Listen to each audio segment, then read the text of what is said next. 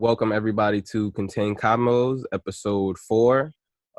We have a special guest in the building, a legend, the one and the only Michael Bivins from the very legendary New Edition and the very legendary BBD, Biv 10 Entertainment, Sportyrich, the CEO.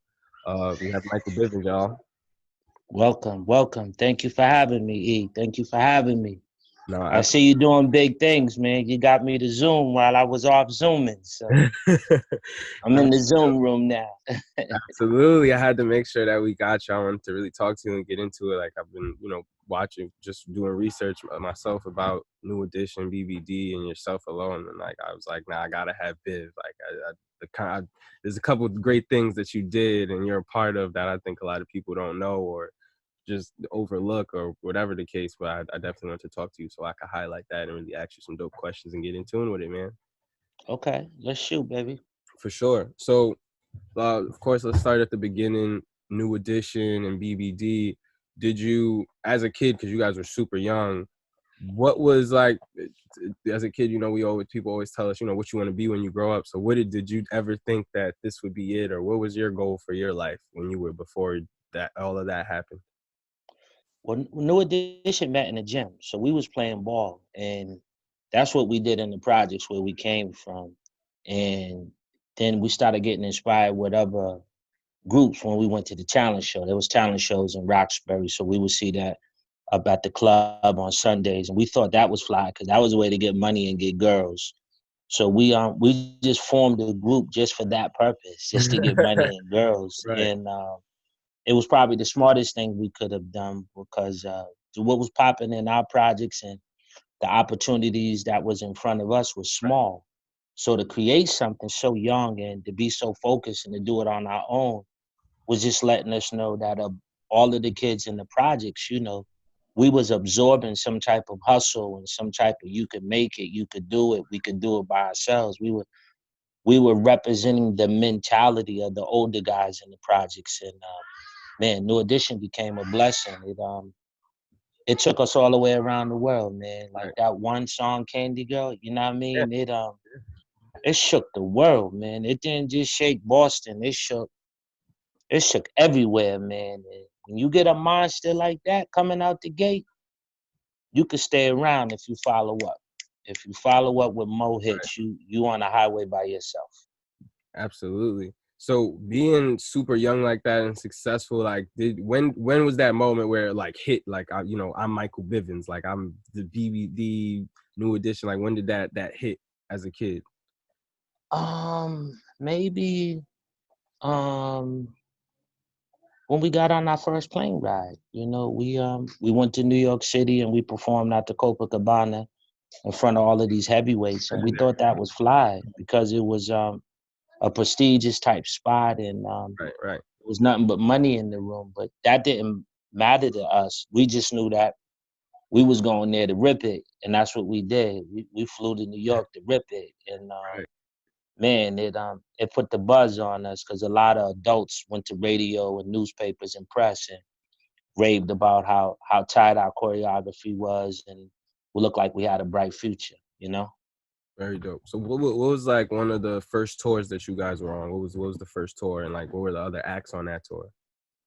Man, our first tour was playing in nightclubs. That was considered a tour. We flew to New York every weekend, Funhouse, Harlem World, Right. Disco Fever, Empire Skating Rink, New York, Brooklyn. That was our first tour. And we used to do that and cater to our audience. And it was dope because we were so close to the people. Right. We was building a following borough by borough. Right. And then one night we had the Fever and Run DMC was closing. Dope. So we had the opportunity of being in the room with Mr. Magic, Run DMC, and Steve from Foursome D's. It was like that one night, it seems like it was a big party. So it wasn't just us performing. We finally was in New York with a bunch of other artists. And that's where a lot of our relationships started that night. By the way, we went on at 3 a.m. and we was only 14. Do the math. Right. Which is dope. especially now, like looking back at it and seeing like y'all was really super young kids doing and kicking adults' asses in a sense, like on tour, doing shows. Like y'all were doing the thing at 14 versus Mm-hmm. adults who were 20, 21 or older that were doing it. Yes. Incredible. Y'all were changing the Yes. Yes. world. Facts. Facts. So how was it touring with hip hop groups? Because I don't think a lot of people realize, well, my generation alone doesn't realize, like, you guys are, in my opinion, responsible for pushing hip hop and getting hip hop sort of into the mainstream, because they were touring with you guys and you guys were the headliners. Well, what that was like was you figure back then, right? The chaos in the streets. Hip hop they thought was just gonna bring nonsense. They didn't know it was gonna bring entertainment, which what it is. It's this turntable, MCs, microphone, it's the culture of hip hop. And because we had a following and our music was a little different, a lot of the rappers couldn't go into these big buildings because the promoters couldn't handle the insurance that the buildings was making them pay. So the way to calm the package was to let the kids, meaning us, Right. and then let the hip hop come with us. And it made it smoother because the pressure wasn't on the hip hop groups, the pressure was on us, and then the insurance was low. And that's really the science, son. The real deal is New Edition's contribution to hip hop was letting the rappers run with us before they ran with each other. And Right. that's facts. You feel me? 100%. That's right. And I think that's probably why we're in Crush Groove, because Yeah. our Mhm. contribution was so thorough. Even when they was making the movie, they wrote in our scene because they said, how we gonna do this without New Edition? Right. We Exactly. got we got everybody else in the movie, but come on, when you turn on 98.7 Kiss, you know who's the number one and number two records on the countdown. It's us. Right. You know what I mean? And even though hip hop didn't play to the weekends, but even then, chicka chicka chicka chicka candy girl, you know what I mean? You had to have it. You had to have it. Exactly. You know? So with New Edition and touring and just having that immensely successful career that you guys had starting with New Edition, when did you decide to pivot, or how did you that moment when you guys started created Belle Biv DeVoe and pivoted from New Edition to BBD and created Poison, and that whole extra, it's like you went from one amazing career and transitioned right into another one. It was timing, man. Life is about timing, player. It's coincidences, timing, blessings, veering off and just finding the formula. Right. Feel me? No one expected us to be anything. I mean, let's just keep it funky. You know what I mean? When Right. we told them we was being Belle Biv DeVoe, that sounded like a reject. You know what I mean? That wasn't, ain't nobody called classic on that. Right. And the formula in that studio and our mindset in making that project was so ahead of its time and how we approached it that another monster happened. Remember I said earlier, Right. you very seldom get a monster, let alone two. So Right. if you go Candy Girl Poison, money, that's a bulletproof vest for life. Yo, telling you, my generation loves Poison. Like, we go crazy for Poison. Spots, prom, senior dinner, barbecue, everything. You gotta play. Yes, If you don't play it, yes, then we yes. look. If you don't replay it, we gonna request it anyway. But it's Yeah. necessary. But everybody can't dance, but that's a record even the player that can't dance want to dance to. Right. I don't Exactly. care if he's here. Exactly. No, He exactly might be here. He how it might is. be here. Exactly where it You is. know what I mean? But That's he in the me. building somehow. He won two and somehow. He Exactly. might be here. That's my shit. Okay. He Right. might be cupping it. You never know. He doing something though. He ain't sitting down. He Exactly. ain't fronting. Fronting game is out the window. Stop all that. No, Stop exactly. the fronting game. That's why I like hip hop a lot now. With the drill the drill Brooklyn, New York rap sound that's going on right now. Even though it's gutter and they talking about street stuff though, like they're dancing, like, because everybody Yeah. dances. You gotta have fun. If you can't never, But like, you don't have. you know what people are afraid to talk about? And I'm gonna talk about it.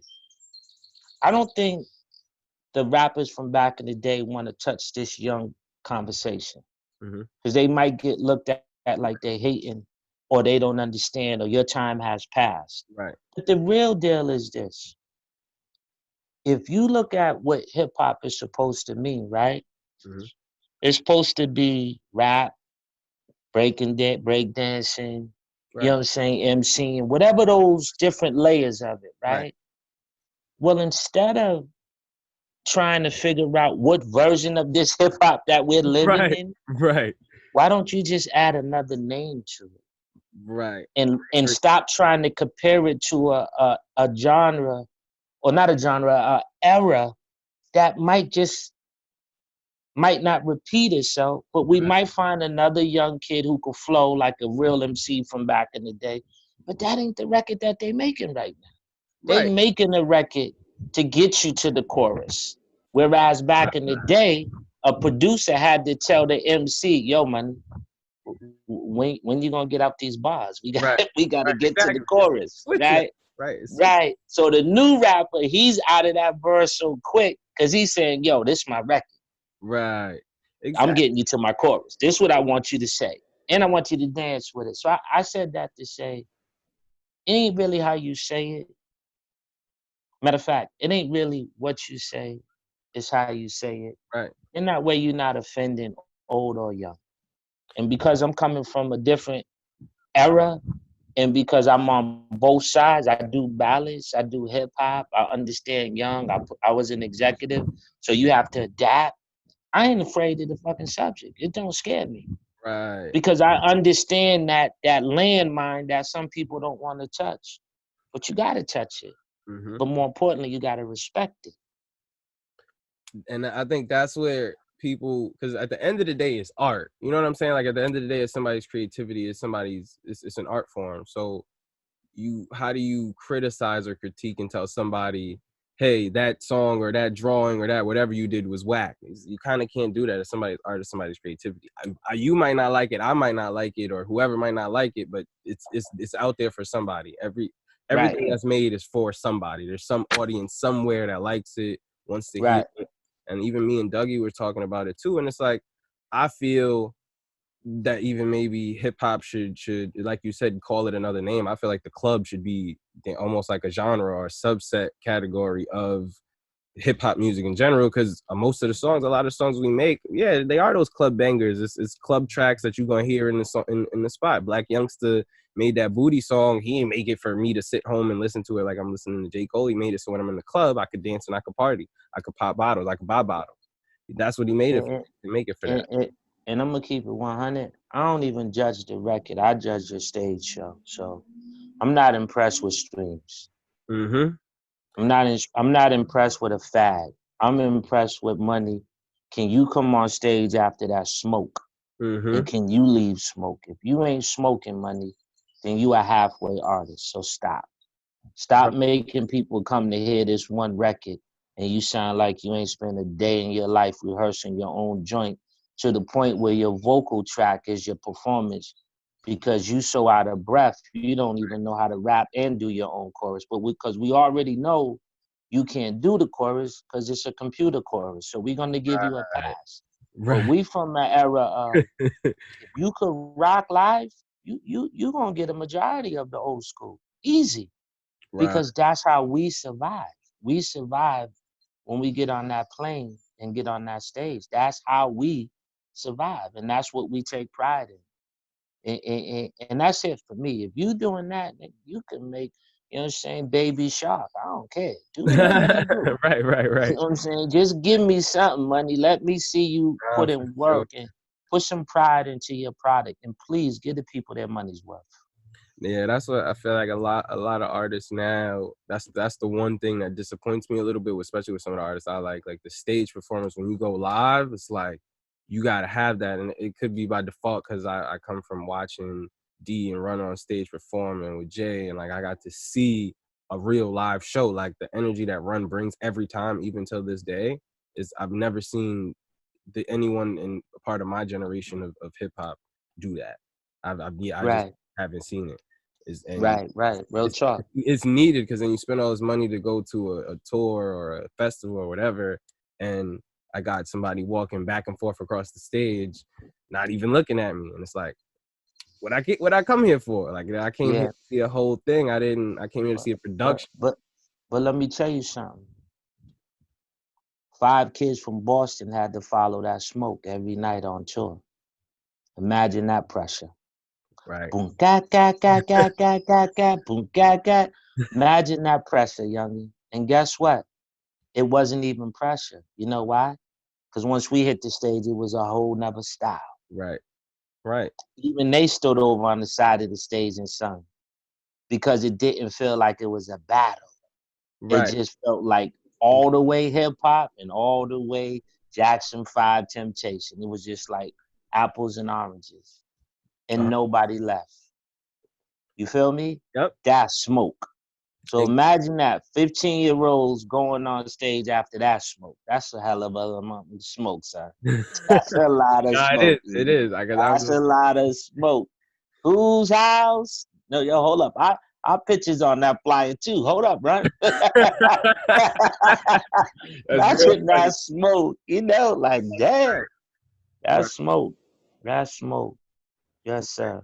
So what was it like? I mean, I know just talking about the tour and being on tour at Run DMC and just being there and seeing them and being around Jam Master Jay. Like, how was it meeting Jay and being around Jay, and like, what's your relationship? Listen. Jay takes part of the left side of my business brain.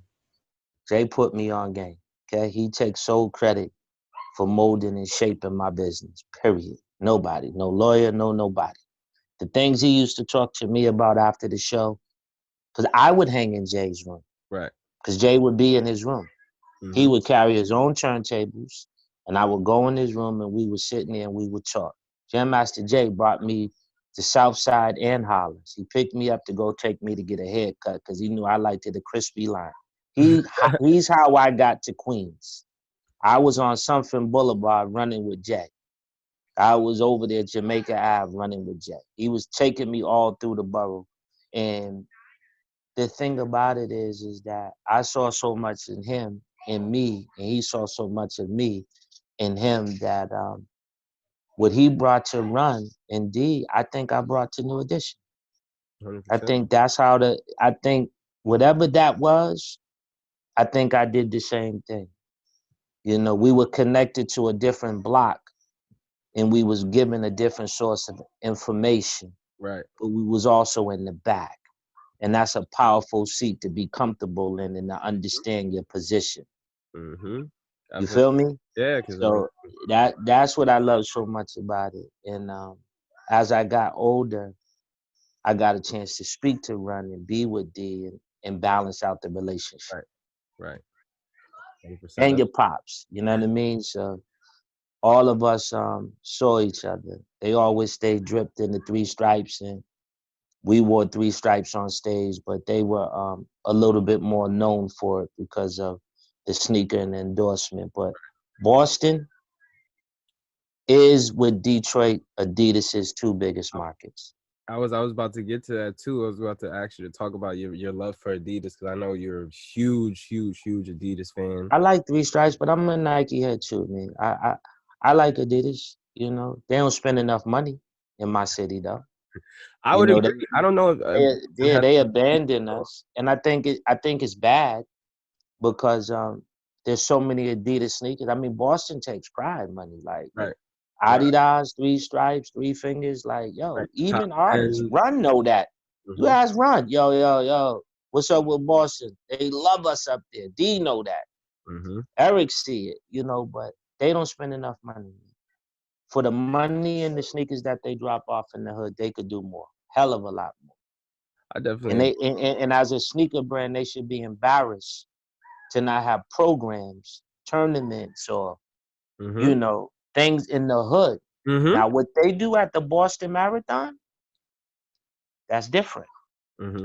They know what they doing. They Right, over there at the marathon in the nice part of town. right, But right. your money is being generated It's over on the other side of town. 100%. It's like that. You Even feel me? when we go to Detroit, and the last show that guys did in Detroit like a couple years ago, like the whole audience, and they were all, and you could tell that they really just went and bought those clothes. But the whole audience, Adidas down to the socks, and you could tell it was At the brand new. same park. They went Yeah.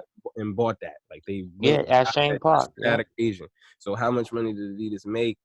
And then compared to not having a store in Boston, I don't even think they have an Adidas store in Detroit neither. But Yeah, they got one over there in Newbury Street in Boston, but it's more running, yeah, that's what I was about to say. Like they don't more cater so to, than, yeah, yeah, you know what I mean? The forums, the top tens, they right, and that's those y'all is in the city. hood. Yeah, that's y'all city. The top 10 Yeah, forums, like that's what y'all are known for. Detroit and right. Boston. That's But that ain't like that. You get that in the hood stores, and you get it in 7 flavors. You feel me? right, and they don't It's focus. different. Yeah, Yeah, they do so much more with all of their other shoes. But I feel like the shoes that are the staples, the superstar, the top 10 forum, yeah. other ones like And they. we love it to death. We love it to death. But we wouldn't be doing your show if we were sitting there playing games with each other. You know, and we could say it's because you're born in it.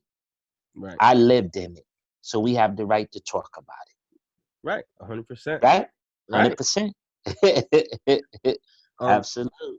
So now I want to talk about. I was watching one of your interviews. I think like a week ago when I was telling my dad that I wanted to interview you, and you were talking about how you found the love in what you were doing with New Edition at first. Like at first you didn't really you knew what you were doing, you loved it, but you know you still like going back to the projects and playing basketball. Like that was your Listen, thing. I was the last one to move out, Eve.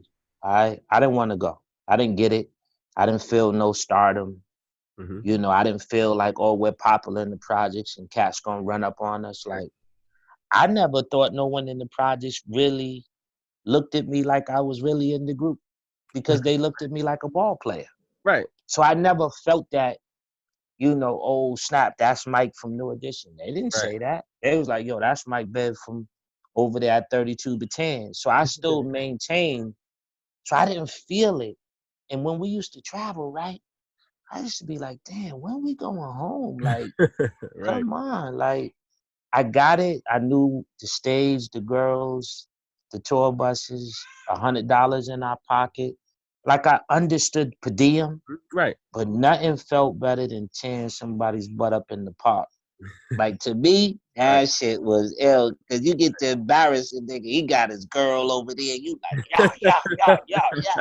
You know what I mean? You Right. tearing his ass up. He don't want to stick you close because he like, yo, this nigga about to Yeah, I murder me really with a can't get embarrassed. crossover. Like Yeah, he's gonna win, but I'm not trying to really get embarrassed. yeah. I'm just gonna play it off and see me. I was such a show off that my skills was handling the rock. So Right. to me, I could talk shit to you and just stand there like, yo, you know I'm about to dip on you, right? Like I would do psychological stuff because Right. it was like, the more niggas in the park, the more I got turned up.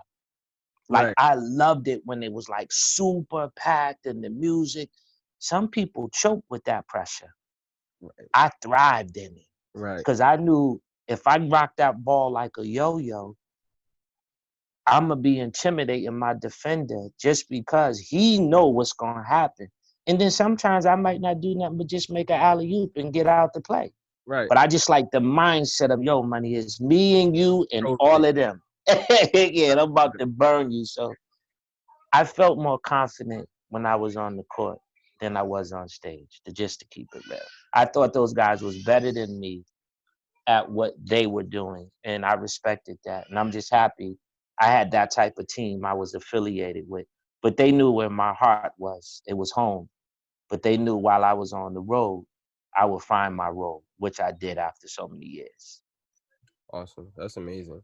Now, going back to growing up and you being the last one to leave out the projects, I feel like I was watching one of your interviews and you were talking passionately about like how much you love where you come from and what your city means to you and how much the projects meant and how it felt like a family to you. It was family for you, and that it gave you that sense of community. I feel like what we're missing now, and why I want to talk about it, is that I feel like we've lost sight of what the projects, like what it was meant for, and how we're supposed to all protect each other. That sense of community, that sense of being together and having that family. Like I feel like people they've lost It a little was like life. burnt toast and roaches in your cabinets.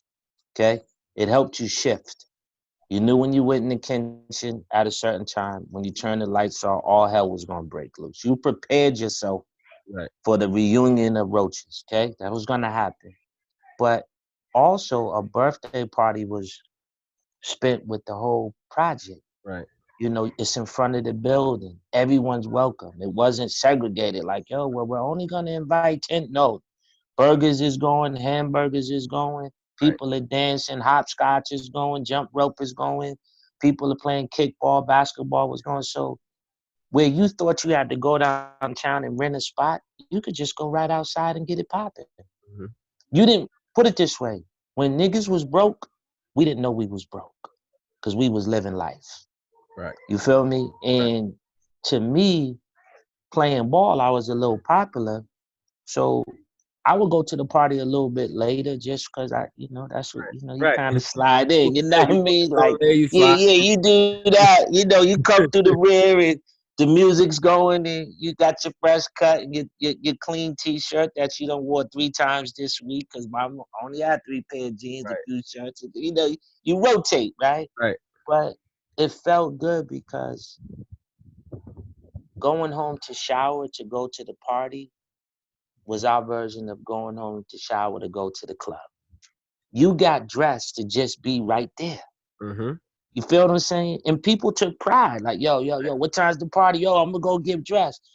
You come back with a $10 t-shirt, your same jeans, but Hmm. you felt like you did something. Right, You took pride in your attire. And that's what really the project is all about. People take pride in what they did. right. Cooked the best. They scaled the fish the best. They had the best block parties, even though it felt uncomfortable.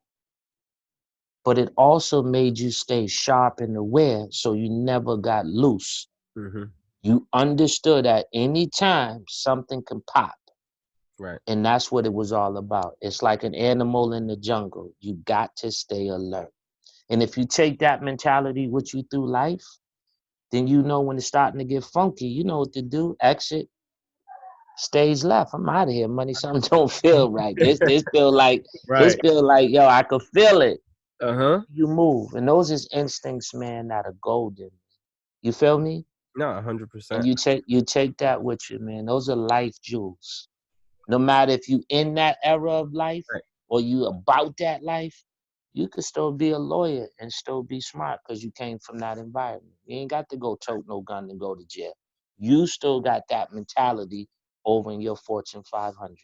And that's what the project is about. You ain't got to be hood to be good. You right. just got to know what you know. Exactly. 100%. I feel like even now with a lot of artists, I feel like they develop these artists and a lot who aren't from the hood, but they give them this acclamation or they, yo, all right, I gotta go get a posse, I gotta go get a crew, I gotta whatever, I gotta look like I live this life because I'm talking about it. And really, I mean, it's all entertainment at the end of the day. Do you Yeah. ruin it all because just for some entertainment? Not really. You don't got to be the most gangster guy in the spot. You don't even got to be gangster at Yeah. all. Most of the gangsters And when you respect the person who ain't gangster and know he's not gangster and it's cool. yes. And plus when you get a certain age, money, yeah, put on your house slippers, man, and chill out, money. It's okay. You're not impressing nobody, man. It's all good. You ain't got to talk tough, man. Just cool out, man. Let the young fellas do that because they're not gonna want to do that when they become of age. And plus, act your age. That's Right, what life is about too. And teach somebody to not do what you did. Like pass it down another way. Be a teacher. right, right, Don't be a live firecracker trying to prove something. right. And it looks like where you going and taking this lane you following your dreams, man, and you reaching out to people, and you curating conversation, player. No, It takes a lot to reach out mhm. because the embarrassment is in the callback. Either it's gonna happen Or it's not. or not. So when you put yourself out there and someone comes through for you, it's respect. If 100. you put yourself out there and they don't come through, then accept it. Say, all right, money, I'll see you when I blow. Because I'm gonna blow. And Right. you're gonna advance me to stay focused on where I'm going. Because I know right now I'm not hot enough to get you. So it's cool. I'll be back. Right. No, that's exactly how I'm feeling. Like, there's a couple people who I'm thinking about, and I'm like, I do know somebody that maybe could hit them and get them, and I'm like, I don't even got. I'm not even trying to stress myself with the thinking, Yes. having to ask or Yes. whatever. Like, I'm the Yes. people that I know Yes. and Yes. respect. Yes. And then Yes. when it Yes. goes wherever the next phase of this goes, they gonna, Yes. yo, why did Yes. you got Biv and Dougie and LL and Run Yeah. and he didn't Yeah. me? Why didn't he ask me? Yeah. Yeah. Yeah. So Yeah. So I'm giving you how I look at life. That's why when your pop hit me, right, just check this out. mhm. We ask each other for the same thing that only me and him know about. Mhm. Right? But there's never been a time he emailed me or hit me on the box. I never replied. My return to his reply is the same if I'm home or traveling. That's amazing. You feel me? Stand up, yeah, because you're a stand-up All guy. right. So at Exactly. least you know that. It don't matter what it is. And we ask each other the same thing. We just laugh about it because we still can't get the we can't get it right yet. But it's our inside joke. Like, Right, yo, babe, yo, E, and we just keep it moving. It is what it is. right, You right, know? And then in this, I wasn't doing this. So this was like really my first thing. Cause I said, yo, right. E, I'm not into this. I'm home, quarantine. Like, I'm cool, man. He's like, yo, babe, he's nice with it. I said, okay, you know what?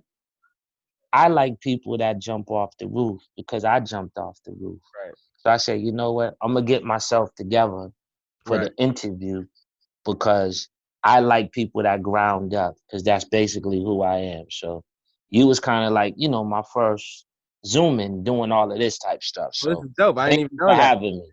Look, Yeah, thank yeah. you for doing this. I greatly appreciate it. I didn't even know that. Now I was excited before, but now this is really dope. Okay. Yeah, yeah, yeah, yeah. Cause I gotta hold the phone. I don't even on the computer like you. You look like you trying to play me with your computer and all that, but I'm holding my phone, man. You looking too nice over there, E. You looking too I got nice. the, I had to get the set. Ah, man, I don't want to hear that. You all hands free and all that. I see what you doing. I'm over here switching hands. My arm is getting tired, but I'm with you though. I'm with you. I said, look at him all sitting up. I'm lounging over, and my wife gonna be like, why you didn't sit up? I'm like, 'cause I was holding my phone. So I'm good. I'm good. We good. Awesome. So I want to move on now to Biv Tenton Entertainment, your label that you had, and sort of talk about. I mean, I know that the joint venture is because of you, and I don't think before I found out, I don't even know if anybody else knew. Like, Biv Okay. Tenton, what was how did you come to Biv Tenton? Well, the first thing I said was everybody. It wasn't Biv 10 first. Okay. It was Biv Entertainment. I had a production deal that ABC and Boyz II Men was signed to. And at that time, if you really look at it, a lot of people was called such and such productions, Right. such and such production. And I thought, no disrespect, but I thought that was a small way of advertising yourself. So I said, you know what? I'm gonna have an entertainment movie, television. I'm gonna have this whole big thing. So I threw that word up under my thing to make it sound bigger. Right. Right. And through the success of Biv Entertainment, I was given my own joint venture, which in turn I called Biv 10. But because I was in the music business and I wasn't on no musical notes and I wasn't trying to have this fabulous logo like Right. everybody else, I said, yo, I'm so abstract. I'm gonna put a ball and then Right. put a hand on the ball. But then if they wonder Asian, white, Latino, Right. then I'm gonna make the hand black so they know who it is. So I Right. put a black hand on the armorer's ball. And I said, to me, it's Halloween all year long. It is what it is. Right. So I wanted people to see my recording artists at radio stations Right. with a sports logo during their musical interview. Amazing, because that's just You feel me? that's real marketing. Because even like how you said calling it entertainment and make it something bigger, that's how I did with my creative agency. it's really, because technically speaking, my Genius creative agency is just a marketing agency, but I call it Mm-hmm. creative agency because then it's like it just sounds bigger. It sounds like, all right, creative agency. We creating content, we're creating this, that, and I just been picking different logos and designs and stuff. For the content stuff is orange, this is red or that, because I feel like people. It's something I don't think a lot of people think that consumers or the people that are going to engage with your stuff are paying attention to, but I find people really pay attention to stuff, and then they start asking questions themselves. Yo, what's that? Why is that? Or what's Yeah, little that's jewels and exactly. stuff. Yeah. Mm-hmm, And I would say this at the end, right? Let me just say this, because this would be easy for me to just say something. mm-hmm, And hopefully it covers whatever the last question would be. Um, the the thing about where we are in the world right now is that no one saw it coming, especially us, the people that live here, right? We've been adjusting. mm-hmm, It messed with us mentally because we were told for 8 weeks thus far what we couldn't do. right, And if we did do it, this is how we have to do it. It was just like an immediate change of lifestyle. right, So it forced us to think about, well, how do I keep myself mentally not falling in four walls? So you're doing interviews, right? I'm working on my documentary, The Hustler by 617 Mike Biv. it's Hold just up, I about, lost you. no, I You got, there? yeah, yep, Okay. I said, so we're living in this space. We're all forced to do something. So I'm working on my documentary, The Hustler 617 Mike Biv. You doing interviews, content, right? mm-hmm, That's the best thing we could do. right, Because the only thing you could do right now is what you can control. right, And what you controlling right now is you building up content, you building up your brand, and you're investing in yourself. absolutely, Instead of being frustrated, right, think about how great you are and how you can take something and make it great for the world to enjoy. And that's what I hope this interview does when you chop this up, is that people enjoy the fact that in our first time meeting, we met on Zoom right, and we got it in. And this ain't really the last one.